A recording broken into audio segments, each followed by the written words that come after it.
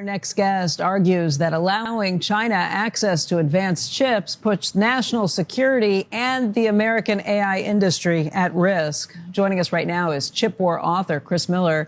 He's an associate professor at Tufts Fletcher School. And Chris, you've got some pretty strong feelings about this. Do you think that national security is taking a backseat to profitability? Well, I think that's the concern in the administration's decision to allow more AI chips to flow to China. Right now, the U.S. has a really commanding lead in the production of AI chips. That's been one of the key drivers of the U.S. leadership position in AI. That's why U.S. firms are out in front. And by selling more AI chips to China, it risks giving a shot in the arm to China's AI ecosystem.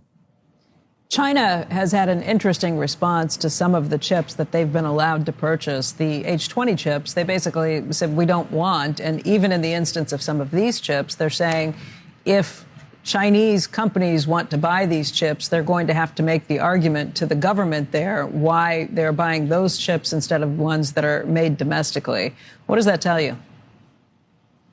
I think the Chinese government is dead set on trying to build out its own fully self-sufficient domestic semiconductor ecosystem. It's been trying to build this up for now over a decade, and it believes that it can't rely and doesn't want to rely on the U.S. for cutting edge technology. So in the short run, it's going to keep buying small volumes, maybe even medium-sized volumes of AI chips from the U.S. But the vision that she has, and the vision that the entire Chinese government has, is to be completely self-sufficient in everything that their computing and AI industry requires. And that means, first and foremost, the advanced AI chips they can't today make at home. I mean, it's not that different than how we're feeling here in the United States. We don't want to rely on China for rare earth metals or anything else that we've come to rely on them over the years. Is it different when it comes to AI, to these chips in particular? Well, I think the key difference is just the difficulty that China's had in making them. Today, China can produce relatively small volumes of AI chips. Best estimates are that the U.S. plus its partners in Korea and Taiwan are going to produce many, many times the number of AI chips that China can next year and for the foreseeable future. And so China's really struggled to ramp up its manufacturing here, which is why the government's pouring more money in every single year to try to build up its ecosystem. But it's also why the U.S. has a kind of unique advantage in this space, because there's not much that we can manufacture that China can't. But AI chips are a unique example of this. And they also happen to be this critical driver of technological progress, which is why I think we've got to be very careful when deciding which countries and which companies we sell these to. Look, the H200 chips are not Blackwell. They're not the next level beyond Blackwell. Is that enough of a protection factor in terms of making sure we're not giving them our very best chips? I think the question should be, what can China produce domestically and at what volume? If China can build something at home, there's no reason to stop our firms from selling that product to them. Well, if they can build it at home, they're not going to buy ours. Oh, you're exactly right. You're exactly right. And the reason they want to buy these H200 chips is because they can't build enough at home. Exactly. Well, okay, let me just go back and echo what the industry has said. Jensen Huang and many others in the industry who say, look, if we don't sell these chips to them, it is going to force them to have to figure this out even more quickly. And we are going to no longer be the dominant player, not just in China, but beyond. We cede our world dominance if we start to pull back like this. What's your argument against that? Well, I think that assumes that China is not going to try to become self-sufficient on its own. And the reality is, in every other sector of the economy, and including in even lower end chips, China's racing towards self-sufficiency. So there's, I think, no world in which we sell them a bit more and Chairman Xi decides, oh, I don't need to be self-sufficient in this product, despite that I've been trying to do so. But they're getting some of those chips illegally through other countries anyway. They're certainly getting some. Can we really shut it off? I think it would be unrealistic to think you're going to completely shut it off. But the fact that you've got big, successful Chinese tech firms relying on disassembling servers, smuggling them into China, reassembling them, shows how dependent they are. I just wonder, how long can we maintain that sort of advantage that we have over them? With rare earths, it's probably going to take us 5 to 6 years to where we can get to be self-sufficient. How long will it take them in any event? to become self-sufficient with semiconductors if they continue to pour so much money into it? Nobody has a crystal ball and can say for certain. What we know is that right now, even in China, the most advanced chip making facilities rely on chip making tools that were imported from the US, from Japan, from the Netherlands before our controls were in place. So when you look across the chip technology stack, there's still a lot of dependencies that China has on US or other imported Western technology. And it's going to take them time to figure out how to do all of that themselves. Another, and Hot Tan did have some comments, as Jim said on the call. Take a listen. Now, will that mean that over time they all want to go do it themselves? Not necessarily. And in fact, because the technology in silicon keeps updating, keeps evolving. And if you are an LLM player, where do you put your resources in order to compete in this space?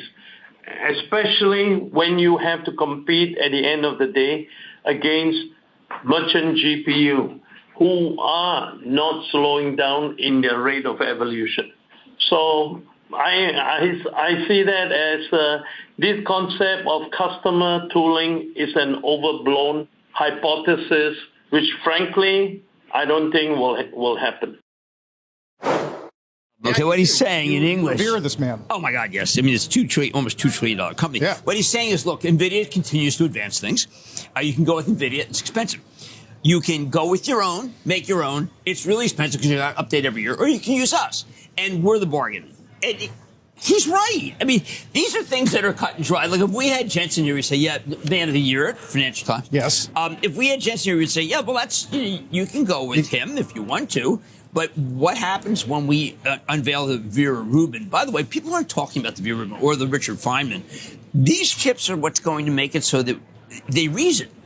And remember, once they get the power to reason, which right now they have the power to compile, we get the power to reason, that's when they will replace us unless we do a lot Yes, and more we're going to homework. talk about the macro dynamics, impact on employment. Well, Jim, geez, at the same time, the Goldman guy, the new Costin. Yep. I'm so bullish. I was like, I had to rein in my entire, like, curb your enthusiasm, partner. yeah, Goldman Have goes some to respect for Wood. 7,600 for next year. Yeah. At the same time, Jim, we got the president with this new AI EO, basically one rule, withholding federal funding for any state that tries to implement their own rules. I just love that because it's not in the Constitution at all.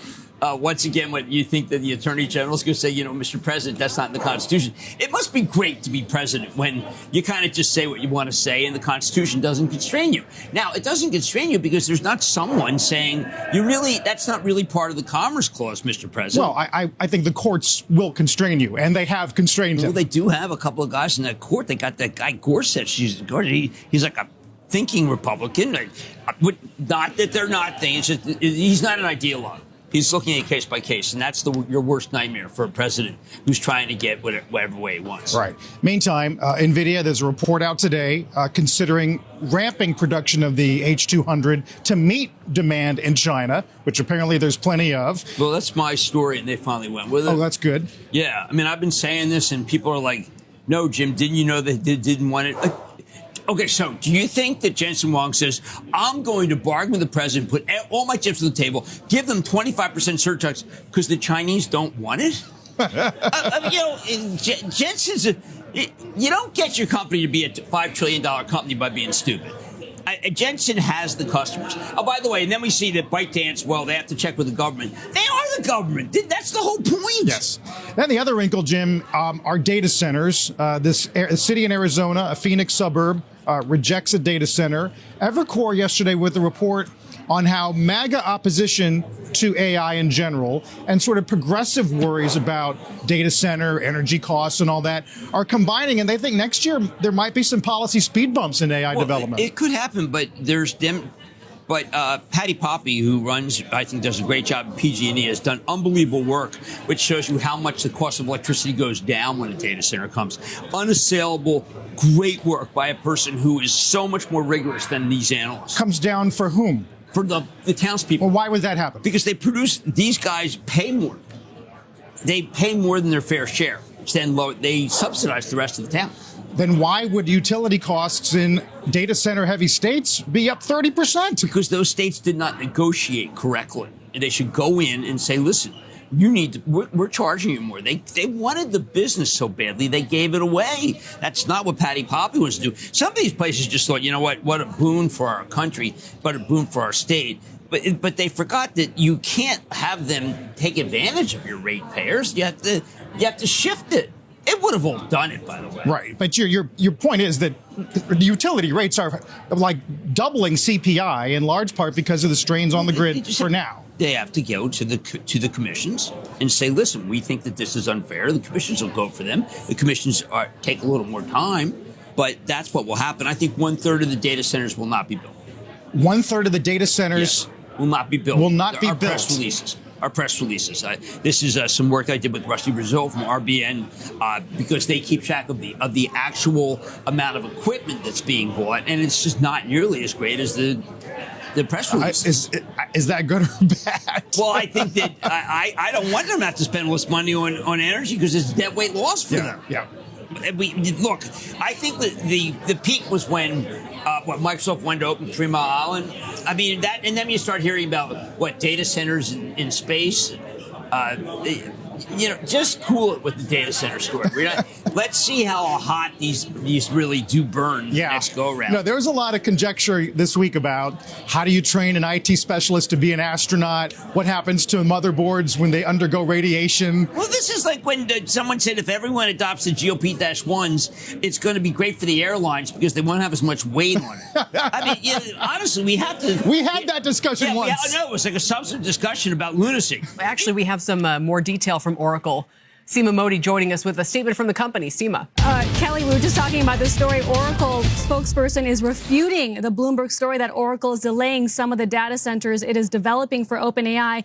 The spokesperson telling CNBC there have been no delays to any sites required to meet our contractual commitments and all milestones remain on track. We remain fully aligned with OpenAI and confident in our ability to execute against both our contractual commitments and future expansion plans. This is in regards to Oracle's $300 billion deal with OpenAI. There was that story earlier today that the company was delaying some of the standing up of data centers for OpenAI. Again, Oracle coming out and saying that is wrong and that they remain fully aligned with OpenAI. You are seeing the stock move here real time in response to this commentary from Oracle. Stock now off the lows of the session and down about 2.8%. We're going to stay on this story here. I would also bring up Oracle's credit default swaps that have been, in a way, loosely correlated to the performance of the stock, Kelly. You'll see that come down as well. Yeah. Seema, thank you very much. And Tim, a final word. I mean, is this a company in particular where you think people might move to the sidelines if they had to select one out of the trade? Well, I think a company that moves their capex from 5% of revenues to maybe 70% of revenues is part of the story here. That's a big move. I don't think you've priced in at the valuation here on Oracle. I think it's actually interesting because it's priced X any AI. Having said that, I think this is the epicenter of the debt story. And I think you can be sidelined here. But I know that there's a lot of investors out there. And I think repositioning into next year, especially a shakeout in this trade, there are many folks that do want to buy this dip. I don't think people are running too far away.